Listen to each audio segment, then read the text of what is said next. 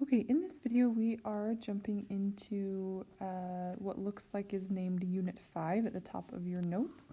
That's because this corresponds to Chapter 5 in your textbook.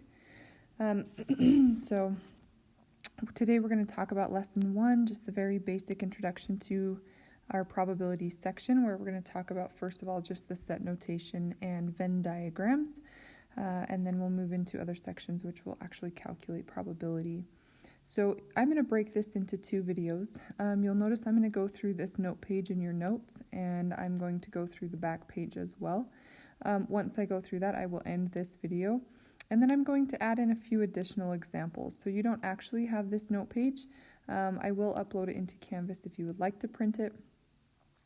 For those of you in class, you will get a copy from me.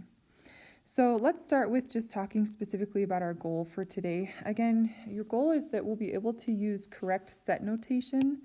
That's really big because probability kind of has its own language and its own notational symbols. And if you don't understand those, even if probability or the calculating can be very simple, then it's challenging to figure out what is even being asked. So a part of probability is learning the specific language related to it and that using the notation that is involved. And then we want to be able to interpret and create Venn diagrams today. So Venn diagrams are just one way to represent sets and outcomes and all of the things that relate to probability. So we're going to start with specifically Venn diagrams. Hopefully you kind of remember what a Venn diagram is. If not, just to kind of review, if you think about your English class, which is probably where you used these, it allowed you to compare maybe two things. So if you had a circle here that represented, those of you that liked, Harry Potter, and then you had another circle over here, and maybe some kids in class, they read Lord of the Rings, and then you had to compare these. Okay, that says rings. And everything that they shared, right, they both have magic. They both have these different things and features that they share would go in the middle. Things that are only applicable to Harry Potter would go over here in Harry Potter's set. And then things that were specifically applicable to Lord of the Rings would go over here on the Lord of the Rings side. So English, it's kind of you're distinguishing and comparing and doing the best to create that definitive difference between those three sets, or the three pieces of those two sets. So in mathematics, what we're going to do is these will actually represent events or outcomes. And we're going to specifically define each of these sets, and we're going to name them, not always a category like Harry Potter or Lord of the Rings. They will have a set name using some sort of letter of the alphabet or something like that. So let's talk about how to create it in mathematics. First of all, you're going to create a large rectangle. So the rectangle represents that you're limiting your experiment in probability, or just your universal set. The universal set is we're going to define what things can belong in our Venn diagram, period. Okay, those are all the possible outcomes that could occur if we were to perform a probability experiment. Then you're going to draw circles inside the rectangle, just kind of like what you've done in the past. Make sure that you have one circle for each set, or in probability we call these events. And if the events overlap, if they have shared elements, then we're going to overlap those circles. If they don't, then they wouldn't overlap. Then we're going to make sure that always we label the Venn diagram. So it's really important that we know which set is represented by which circle, and then we want to place the element in its appropriate region. So sometimes in mathematics, we put the elements in one at a time, and sometimes we clump them together as a numerical value. So we're going to practice both today. Let's look at this first one. It says the universal set is the color of crayons in a 12 crayon count crayon box. The colors are green, violet, turquoise, yellow, blue, red, white, brown, peach, black, magenta, and orange. Event P is the primary colors.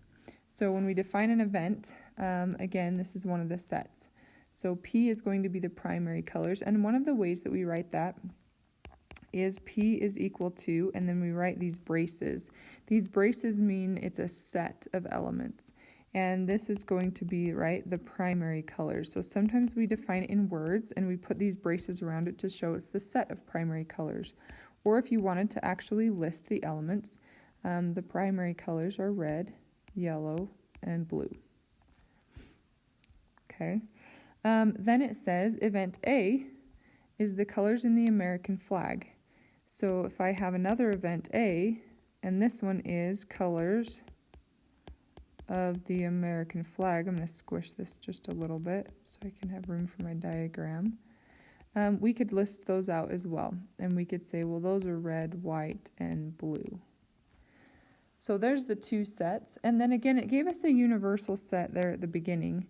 So I'm going to write this one out just so we can see it, and I'm going to call this U just to represent that. Oftentimes we use a U or a capital S as the sample space, but U is just the universal set. So in this case, the only elements that actually exist in our whole diagram are going to be green, right, violet, turquoise, and I'm just going to use the first letter because most of these don't overlap. Blue does, however, so I'm going to write BL, red, white, brown, another B, and black. Oh, that didn't help. I guess I have to write out black and blue. Blue and black. And magenta and orange. So it's those B colors we've got to keep track of. Okay, so that's how we define the sets using our little set notation. Drawing a Venn diagram then, again, the rectangle represents the universal set. So in this case, the rectangle represents that box of crayons. And a lot of times we would label it up at the top, right? So this would be like our 12 count crayon. And then we would go ahead and we would draw two circles because in this case there are two specific sets that are given. And one of them is the primary colors, so I'm going to label that one P, and one of them is the colors of the American flag, so let's label that A. Then we just have to make sure that when we're done, our universal set is all included. So we could either do this one of two ways. We can start inside the sets, and we can put these ones in where they would go, or we can start on the outside and go one at a time. A lot of times it's easier to start where everything overlaps.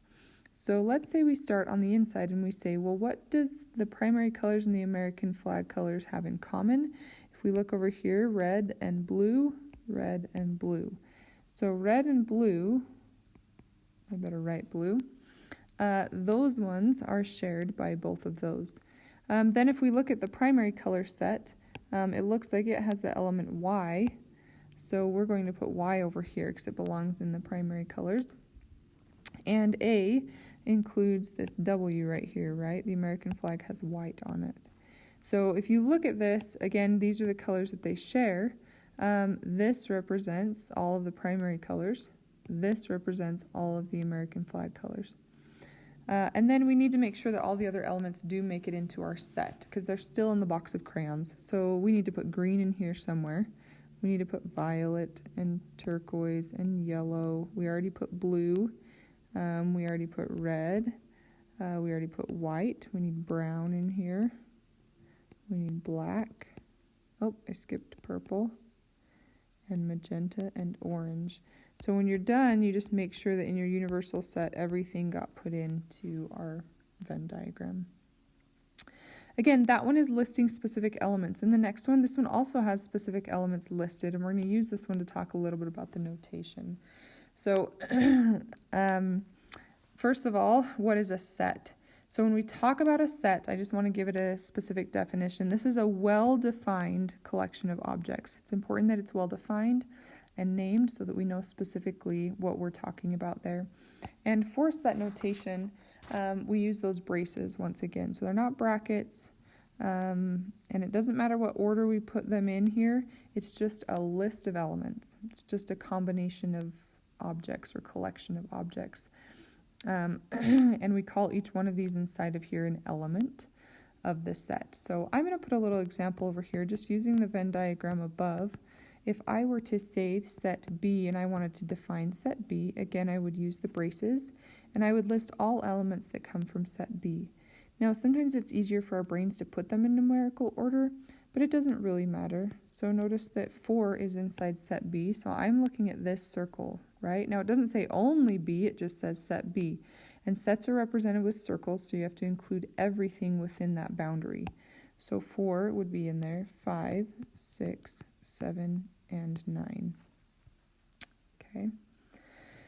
An element then, I've been using that term quite a bit. This is just one of the distinct objects within the set. So each of these little numbers represent elements inside of there. And again, once we get elements, and there's so many of them, a lot of times we'll clump them all together, and we'll talk about that. A subset. So this is a set that's contained entirely within another set. So I don't have one drawn specifically up here, but we could create a subset, and a subset would be like if I put another circle in here and called this set C. C would be a subset of A because it's entirely within A. Does that make sense? If this is the universal set, A and B are both subsets because they're entirely within this set. They don't sneak out at any point. So let's talk about the notation for an element and a subset. Oh, I don't know what's happening. So first of all, if we're talking about an element, we use this Greek letter.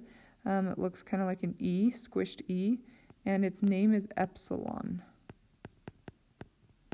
So this is the Greek letter epsilon. And if I know that 6 is an element of the set B, so 6 is inside of circle B, or in other words, it's one of those elements, then I could state using this shorthand, B is an element of, oh, that's weird, 6 is an element of B. If you want to say not an element of, then you just put a slash through it. So for example, if you look up at the diagram, 6 does not belong in set A, so we could say 6 is not an element of set A. Okay, so that little epsilon means element. Again, subset, we use this notation. It's like a sideways U with a line underneath it. And again, up there, we notice that set A is entirely within set U, or the universal set. So I'm going to say A would be considered a subset of set U. The universal set, again, this is the set that contains all elements. The most common notation for that is just U, or if we're talking about a sample space, it's the universal set. So we could use a capital S. So it really can be anything, but a lot of times you'll see the U, or you might see an S as the sample space. And then the empty set, just really quickly, some of you guys like to write your zeros like this. Oops, that looks like theta. You like to write your zeros with a slash through it. That could get confusing from here on out because that actually doesn't mean the number 0, but it does mean an empty set in probability, meaning it's a set that contains no elements. Or sometimes you can just write the braces and then put nothing in it. Okay. The biggest thing on this one, just the logical fallacy, so do not write this with an empty set in it. Because suddenly you have an empty set that contains the empty set and it's no longer empty. So we just want to make sure we write one or the other, and you can choose which one you write. So part of your goal today is just to practice with this notation because it's just foreign. So you'll have a couple where you're practicing writing using the notation.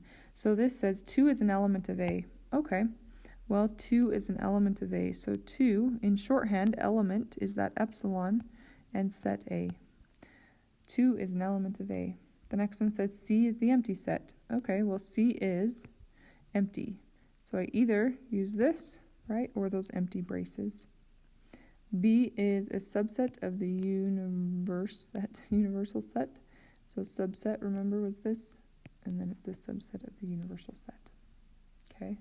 Once we understand that notation, we can use it as we connect it to our Venn diagram. So turning over the page, now our universal set, we're going to limit it so that it's pretty small, so we can just look at these examples quickly.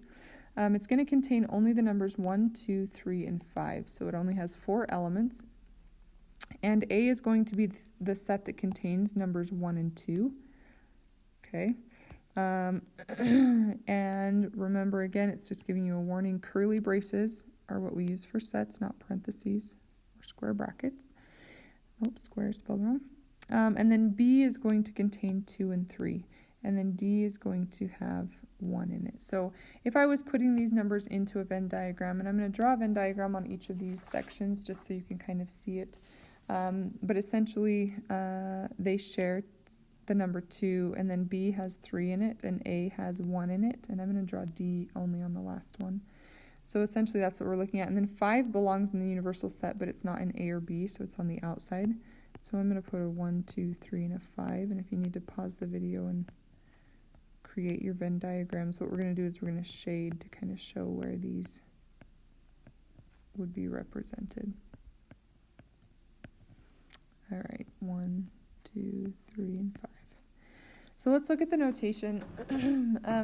Again, capital letters represent these sets. So here we've got set notation A, and then we've got this like U thing, and then B. That U translates to the word union. So this, what we look at this as, this is A union B. What does it mean? Well, it means set A or set B. Now, or is kind of a weird word, right? When we say or, we're talking all of A or all of B. Doesn't really matter as long as it comes from one or the other. Or is very inclusive. We can do this or this and we're still happy. So if I'm looking at what that includes anything from set A or from set B. Doesn't matter, it's just any of those. So when we use A or B, we're talking, it would be elements 1, 2, as well as 3. The next one, this looks like an arch. This one represents A intersect B. And if we remember that represents intersect, then we can think about what do they share, right? This one is A and B. Now, and is a little bit restrictive because if it has to be this and this to be true, then it's only what they share. So this is only what is in both. And if you need to make more notes for yourself kind of to the side or something, these are the ones that are in both, right? Make sure we remember that. So A and B is just like the element 2 there. Now there's lots of different notations for this next one. You'll notice I've put 3 of them here, and I'm sure there's more. This represents A complement or is said A complement. This is said not A, and this is often said A bar, but they all mean the same thing, which is quite confusing. I'm going to write them all down just so that you've seen them. Again, AC means A complement. And if something complements something else, that means it creates, like if you have half of something and it complements it, it's the other half, so it makes it whole. If you have this little squiggly line A, again, we read that as not A. That's usually how you'll hear me say it, even though I write A bar. So these are all different ways to write the same thing, but essentially what it means is it's not in set A. So it's all the elements that are not in set A. So if I was shading on my Venn diagram, I would be very careful not to go inside of the circle A. And remember, A is a circle. It's all the way into B, but it would be everything that is not in A. So if we did not A, then we're looking at just those elements 3 and 5. Those 2 elements are not in A. Once we have those 3 down, those are the 3 main ones, then we can start to put them together. So you'll notice this next one uses that symbol A or B, and then it has not. So it's easiest almost to think about, well, what is A or B? And then I'm going to do the opposite of that. So if you think about A or B, remember or is very inclusive. Anything from A, anything from B. So if that's A or B, then not is just the opposite. It would be everything out here. And we just can't go in to A or B. So I'm going to shade that. Okay, so that means not in A or B. Would just be the element 5. Oh, I didn't even write what it means. This means not in A or B. The next one, notice this one's very similar, but this is not in A and B. So again, you think about what is A and B, and it would be everything else. So A and B, remember and is very restrictive, it's only what they share. So not A and B would be everything else. So we'd go around what they share, but it would include all of these. So not A and B.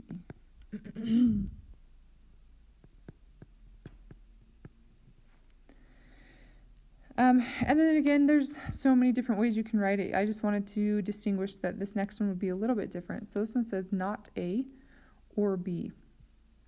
So I'm going to draw this one in a little bit of a different way. First of all, not A means it could be any of this, right? Not A, oops, I kind of went in there. Just means it's any of this. And then it says, or it can come from B. So anything in B gets to be included as well.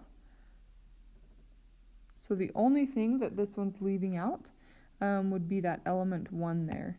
So again, we're saying not A. And then we're saying, or it can come from B.